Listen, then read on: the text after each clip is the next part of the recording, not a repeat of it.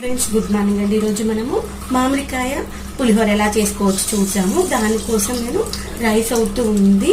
ఆ లోపల మనం తాలింపు వేసుకున్నాము. ఫ్రెండ్స్ ఇది ఆల్రెడీ ఫ్రై చేసినటువంటిది అనమాట, అందుకే అలా ఉంది. దీంట్లో తగినంత ఆయిల్ వేసుకొని పోపు గింజలు వేసుకుంటున్నాను. ఆవాలు, తర్వాత జీలకర్ర, మినపప్పు, తర్వాత పల్లీలు. ఇక్కడ నేను చేసేటువంటి పులిహోర ఓన్లీ ఒక్క మెంబర్కి సరిపోయేంత చేస్తున్నాను. అంటే మా మామయ్య కోసం అని ఆఫీస్కి వెళ్తున్నాను అనమాట. దానికోసమని మార్నింగ్ లంచ్ బాక్స్ చేసిస్తున్నాను. ఇక్కడ మనకి పులిహోరలో పల్లీలు ఎండబడి మంచిగా వేగాలి, అప్పుడే టేస్ట్ చాలా బాగుంటుంది. అవి వేగుతూ ఉన్నాయి కదా, అవి వేగుతూ ఉన్నప్పుడు ఒక 2 ఎండుమిర్చీలు వేసుకున్నాము. ఎండుమిర్చిలతో పులిహోర మంచి కమ్మదనం వస్తుంది అనమాట. ఒక 2 నుండి 3 పచ్చిమిర్చీలు, ఒక 2-3 ఎండుమిర్చిలు వేసుకోవాలి. ఎందుకంటే పులిహోర అటువంటి పుల్లగా ఉంటుంది కాబట్టి కొంచెం స్పైసీగా ఉంటే పుల్లగా కమ్మగా బాగుంటుంది. తర్వాత కరివేపాకు. ఇప్పుడు మనం పచ్చిమిర్చి కూడా వేసి ఒక 2 పచ్చిమిర్చిలు చీలికలు చేసుకొని వేసుకోవాలి.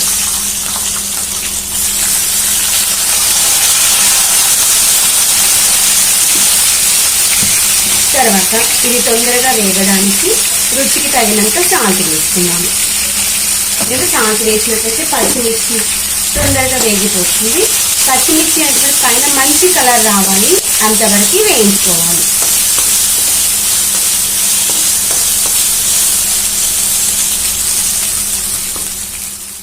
మనకి పచ్చిమిర్చి చూసారా, ఇలా మంచి కలర్ రావాలి. అప్పుడు పులిహోరలో మనం ఈ యొక్క మిర్చిని తింటూ ఉన్న మంచి కమ్మగా ఉంటుంది అన్నమాట. తర్వాత దీంట్లో కొంచెం ఇంగువ వేసుకుందాము. చిటికెడు ఇంగువ.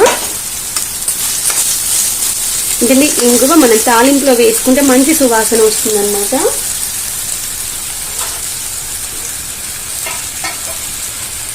తర్వాత వెల్లుల్లి మనం వేసుకోవాలనిపిస్తే వేసుకోవచ్చు, లేదంటే స్కిప్ చేయొచ్చు. ఇక్కడ నేనైతే వేయట్లేదు. నెక్స్ట్ చిటికెడు పసుపు. ఒక 2 నిమిషాలు ఉంచుకొని పచ్చి వాసన పోయేంత వరకు స్టవ్ ఆఫ్ చేసుకున్నాము. తర్వాత రైస్ అయింది, స్టవ్ ఆఫ్ చేసుకున్నాను. రైస్ కూడా అయింది, ఇప్పుడే స్విచ్ పడిపోయింది. ఒక 5 to 10 minutes రైస్ని చల్లారనిస్తాము. ఎందుకంటే రైస్ చల్లారిన తర్వాత పొడిలాడుతుంది. మనము ఇలా వేడి మీద ఉన్నప్పుడు తీసామనుకుని ముద్దలుగా వస్తుంది కాబట్టి ఒక 5 to 10 minutes మూత తీసేసినట్లయితే చల్లారిపోతుంది. తర్వాత రైస్తో కలిపేసుకున్నాము.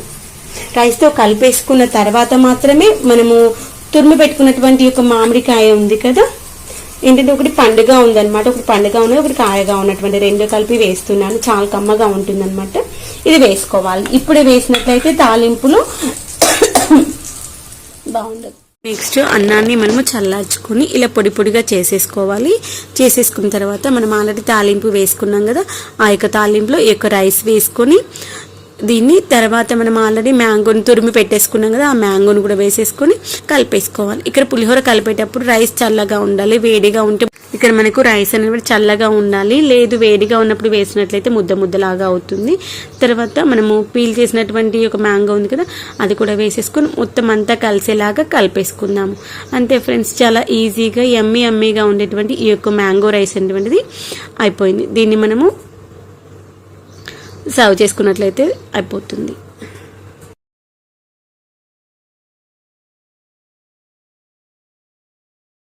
ఫ్రెండ్స్, మరొక రెసిపీ, మనకు మ్యాంగో పులిహోర అయిపోయింది కదా. నెక్స్ట్ మరొక రెసిపీ ఏంటంటే ఆలు పరోటా అనమాట. దానికోసం నేను గోధుమ పిండి తీసుకుని దాంట్లో రుచికి తగినంత సాల్ట్ వేసాను. తర్వాత కొంచెం వాటర్ వేస్తూ మనం చపాతీ పిండి ఎలా కలుపుకుంటామో దానికంటే కొంచెం సాఫ్ట్గా ఉండాలి. అంటే పరోటా కాబట్టి మనము ఫింగర్స్ స్ప్రెడ్ చేసినట్టయితే ఈజీగా మూవ్ అవ్వాలి కదా, ఆ విధంగా మన చపాతీ పిండి కంటే ఇంకా కొంచెం సాఫ్ట్గా అయ్యేలాగా కొంచెం వాటర్ వేస్తూ పిండిని కలిపేసుకుందాము.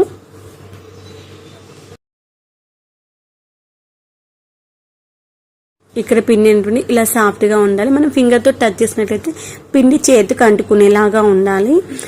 తర్వాత దీన్ని రెసిపీ మనము ఆలు పరోటా కోసమని పిండి నానబెట్టి పెట్టుకున్నాను కదా. ఇక్కడ నేను 2 పెద్ద సైజువి 2 చిన్న సైజువి ఆలుని తీసుకొని మెత్తగా ఉడికిచ్చేసుకున్నాను. పైన పీల్ తీసేసి స్మాష్ చేసుకున్నాను.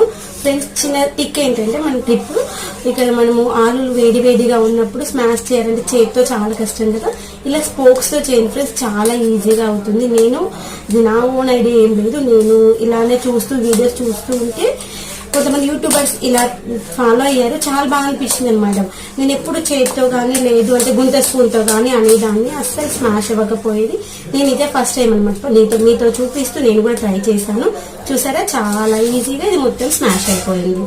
ఇలా స్మాష్ అయిపోయిందంటే ఇక మనకి ఇంకా పని కూడా చాలా తగ్గిపోయినట్టే కదా. మెత్తగా ఉడికించుకోగానే మెయిన్ ఆలులను వాటర్లకి తీసేయాలి.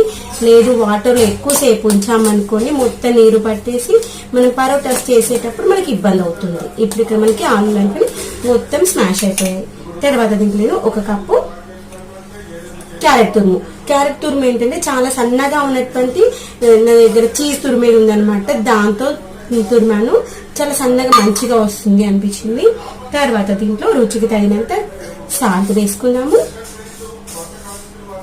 తర్వాత రుచికి తగినంత కారము.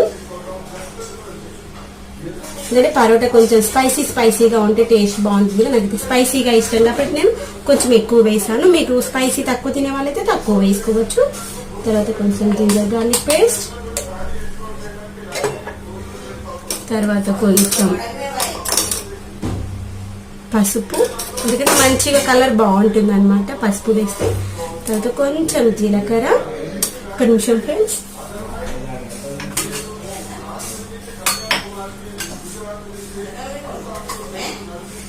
ఒక స్పూను జీరా పౌడర్ వేసుకుంటే పరోటాస్ చాలా బాగుంటాయి. ఇంకా దాల్చిన చెక్క పౌడర్ వేసుకుంటే ఇంకా సూపర్ గా ఉంటుంది. నా దగ్గర దాల్చిన చెక్క పౌడర్ లేదు కాబట్టి వేయట్లేదు. ఒకవేళ మీ దగ్గర ఉంటే వేసుకుని చాలా అంటే చాలా బాగుంటుంది. దీంట్లో అయినా వేసుకుని మనము ఆలు పరోటాసే కావచ్చు, లేదంటే ఏదైనా ఫ్రైడ్ రైస్ అలా వేసుకున్నా బాగుంటుంది. తర్వాత పావు బాజులో వేసుకున్నదైతే చాలా బాగుంటుంది అనమాట. దాంతో పాటు హెల్త్ వైజ్ కూడా చాలా మంచి. చిన్న పిల్లల్లో మెమొరీ పవర్ని పెంచుతుంది. నేను అఖిల్కి చిన్నగా ఉన్నప్పుడు రెగ్యులర్ గా ఇచ్చేదాన్ని, ప్రతి రెసిపీలో వేసి ఇచ్చేదాన్ని. అఖిల్కి ఉగ్గు పెట్టేటప్పటిని స్టార్ట్ చేశాను దాల్చిన చెక్క పౌడరు. నేను ఒకసారి ఎప్పుడో విన్నాను అనమాట, డాక్టర్స్ చెప్పినప్పుడు. అప్పటి నుండి వేసి అది కమ్మదనం ఉంటుంది. తర్వాత మనకి హెల్త్ వైజ్ కూడా చాలా మంచిది కదా, అలానే ఇచ్చేదాన్ని అప్పటి నుండి ఇప్పటి వరకు. నా దగ్గర వచ్చేసి దాల్చిన చెక్క లేదనమాట, అందుకే పౌడర్ చేయలేదు. నెక్స్ట్ టైం బయటకు వెళ్ళినప్పుడు తీసుకొచ్చి చేసాను. ఇలా మొత్తం అంతా కలిసేలాగా కలిపేసుకున్నాం.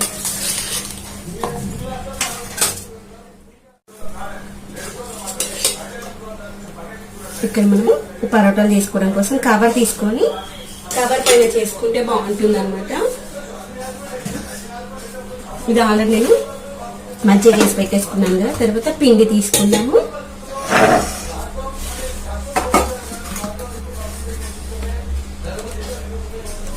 పిండి కొంచెం ఇలా మెత్తగా ఉంటేనే పరోటాస్ అనేటువంటి మంచిగా వస్తాయి.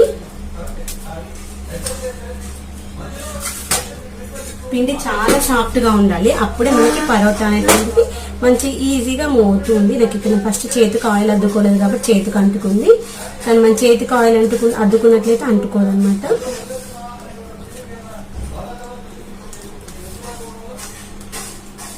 ముందుగా మనము ఒక చిన్నగా చపాతీ లాగా చేసుకుందాము. తర్వాత మనము దీంట్లో స్టఫింగ్ ఏంటంటే మనము ఎంతైతే మనం పిండి తీసుకున్నామో దానికంటే ఎక్కువగా స్టఫింగ్ తీసుకోవాలి.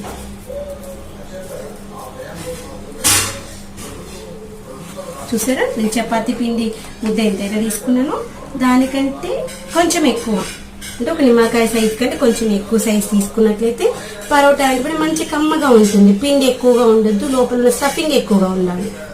అందుకోసం నేను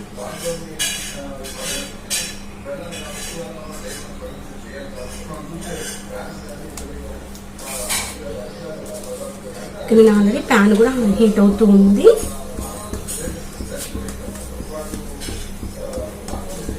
ఇక్కడ నేను కొంచెం లావుగానే చేస్తున్నాను. పరోటాస్ కొంచెం లావుగా ఉంటే బాగుంటాయి అనమాట. ఆ స్టఫింగ్ అనేటువంటి బయటికి రాదు, చాలా కమ్మగా చాలా బాగుంటుంది. ఇంత సరిపోతుంది. ఇక్కడ ప్యాన్ కూడా హీట్ అయిపోయింది. ఇక్కడ మనకి ప్యాన్ హీట్ అయిపోయింది కదా, దీంట్లో ఈ యొక్క ప్యాన్ పైన మనం ముందుగా ఆయిల్ వేసుకున్నాం. ఆయిల్ వేసుకోవడానికి రీజన్ ఏంటంటే మనం వేసిన పరోటా అనేటువంటిది ఈ యొక్క ప్యాన్ కి అంటుకోదన్నమాట, మంచిగా వస్తుంది. తర్వాత మంచి కలర్ కూడా వస్తుంది. ఇలా మెల్లిగా తీసేసి ఇలా వేసేసుకోవాలి. అది కాలుతా ఉంది. ఇప్పుడు సిమ్ లో పెట్టేస్తాను, కొద్దిసేపు ఉడుకుతుంది. ఆ లోపల మనం ఇంకొక పరోటా చేసుకుందాం. ఇలా మనము హెల్దీగా ఉండేటువంటి రెసిపీస్ తిన్నాము. ఇక్కడ నేను ఏంటంటే ఆలు డీప్ ఫ్రై చేయట్లేదు. ఆలు ఎప్పుడు కానీ డీప్ ఫ్రై చేస్తే మాత్రం హెల్త్కి మంచిది కాదు.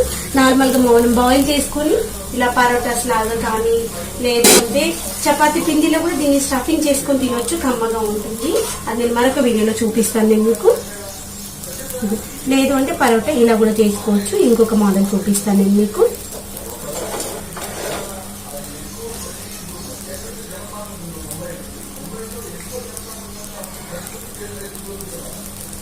ఇలా మన చేతి పైన చేసుకొని పిండిని మనం ఇలా ముద్దలాగా చేసుకుందాం.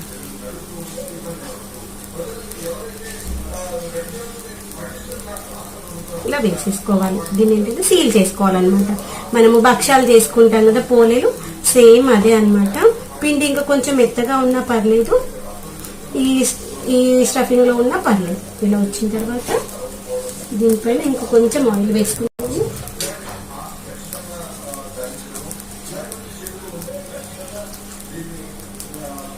చూసారా ఎంత బాగుంది కదా, చూస్తుంటేనే నోరు ఊరిపోతుంది. నాకైతే ఆలు పరోటా అంటే ఇష్టం, మా హస్బెండ్కి కానీ నాకు కూడా చాలా ఇష్టం అనమాట. నేను కొంచెం లావుగా చేశాను కదా, లేదు మనకు సన్నగా కావాలనుకుంటే ఇలా చేసుకోవచ్చు, చూపిస్తాను. ఒకవేళ మనకు ఎడ్జెస్ పగిలిపోయినట్టు అనిపించింది అనుకోండి, ఇలా సీల్ చేసుకోండి. కవర్ పైన కాబట్టి ఇలా పెట్టేసి ఇలా అన్నాం అనుకోండి, సీల్ అయిపోతుంది. ఇలా పెట్టేసి ఇలా అనేసుకుంటే సీల్ అయిపోతుంది, బయటికి రాదు. నెక్స్ట్ ఈ పరోటాను చూద్దాం మనము.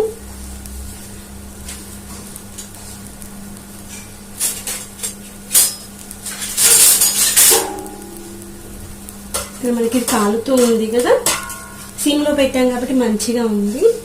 దీన్ని ఒకసారి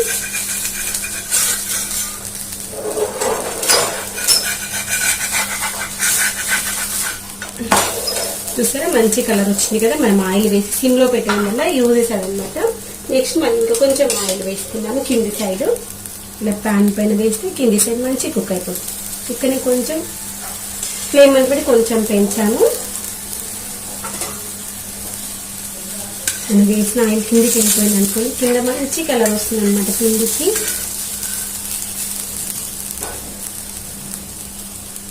పరోటాస్ ఇలా అప్పుడప్పుడు చేసుకొని తిన్నాం అనుకోండి, చాలా బాగుంటాయి. తర్వాత హెల్త్ కూడా చాలా మంచి. దాంతోపాటు రెగ్యులర్గా మనం చపాతీలు, దోశలే కాకుండా ఇలా డిఫరెంట్గా ట్రై చేసినట్టుగా ఉంటుంది. ఇక్కడ ఆలులో నేను క్యారెట్ వేసాను కదా, క్యారెట్ కాకుండా మన పిల్లలు ఏదైనా వెజిటబుల్స్ తినారనుకోండి, అవైనా వేసుకోవచ్చు, చాలా బాగుంటుంది అనమాట. ఇలా 2 సైడ్స్ కూడా అటు ఇటు తిప్పుతూ మంచిగా కాల్చుకొని చూసారా ఎంత బాగా వచ్చింది కదా కలర్.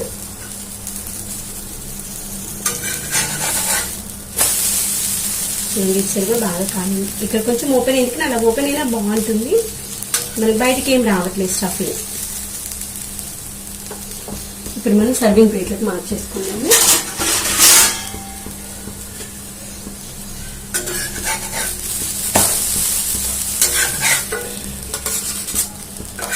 చూసారా ఫ్రెండ్స్, చాలా ఎమ్మీగా ఉంది కదా. మరొక పరోటా వేసుకుందాం సేమ్ ఇదే విధంగా. మళ్ళీ కొంచెం ఆయిల్ వేసుకుందాము. ఇక్కడ మనం ఆయిల్ ఎక్కువ వేస్తున్నాం కాబట్టి ప్యాన్ పైన మనము పరోటా వేసేటప్పుడు చాలా కేర్ఫుల్గా ఉండాలి, లేదంటే ఆయిల్ మన పైన పడుకుని ఇలా మనం ప్యాన్ని కొంచెం డౌన్ చేస్తూ మనం పరోటా దానిపైన వేయాలి, స్లోగా వేయాలి. చూసారు మనం ఎక్కువ ఆయిల్ వేయడం వల్ల ఇలా తిరుగుతూ ఉంటుంది. సేమ్ ఇదే విధంగా అన్ని పరోటాస్ చేసుకున్నాము. దీన్ని కూడా ముందుగా కొంచెం సిమ్లో పెట్టి ఇప్పుడు కొంచెం ఫ్లేమ్ పైన చేసుకుంటున్నాము. అది అవుతుందిగా. సేమ్ అదే విధంగా ఇంకొక పరోటా కూడా చేసేసుకొని కాల్ చేసుకుందాం.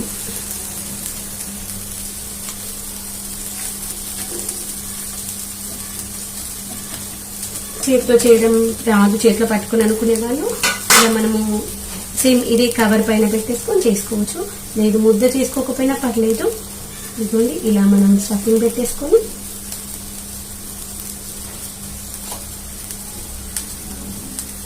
దీన్ని అన్ని సైడ్స్ని క్లోజ్ చేసుకుంటూ వస్తాం.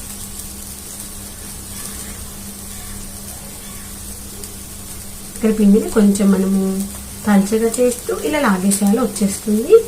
లేదు పిండి కొంచెం ఇంకొంచెం లూజ్గా తీసుకున్నాం అనుకో లాగేగానే వచ్చేస్తుంది అనమాట. ఇలా ఒక దగ్గర తీసుకొని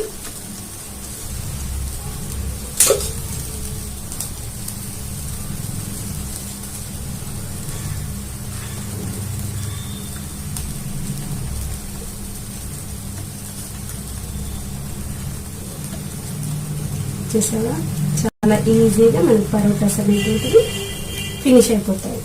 ఇలా వీటిని వేడిగానే సర్వ్ చేసుకుంటే బాగుంటుంది. డైరెక్ట్ అయినా తినొచ్చు, లేదు అంటే మనం రైతా కాంబినేషన్తో అయినా తినొచ్చు, చాలా బాగుంటుంది అనమాట. నేను తినచ్చు ప్లెయిన్ గానే సర్వ్ చేసుకున్నాను. ఒకవేళ మీకు రైతాతో కావాలనుకుంటే రైతాతో కూడా తినొచ్చు. దానిలో కొంచెం ఆనియన్ సన్నగా చాప్ చేసుకుని కొంచెం గడ్డ పెరుగు వేసుకున్నాం అనుకుంటే ఏదో చాలా బాగుంటుంది. సరే ఫ్రెండ్స్, ఎంతో యమ్మీగా ఉండేటువంటి ఈ యొక్క ఆలు పరోటా అనేది ఎంత బాగుందో కదా. ఇక్కడ ఫైనల్ గా ఎంతో యమ్మీగా ఉండేటువంటి ఆలు పరాటా అనేది రెడీ అయిపోయింది. దీన్ని మనము వేడిగా సర్వ్ చేసుకుంటే చాలా బాగుంటుంది. దీన్ని మనం డైరెక్ట్ అయినా తినొచ్చు, లేదు అంటే రైతాతో అయినా తినొచ్చు. ఒకవేళ రైతాతో తినాలి అనుకున్నట్లయితే పెరుగు ఫ్రెష్ గా ఉండాలి, తర్వాత గడ్డ పెరుగు అయితే బాగుంటుంది అనమాట. ఇంతే friends, thank you for watching. మరొక వీడియోతో మళ్ళీ కలుస్తాం.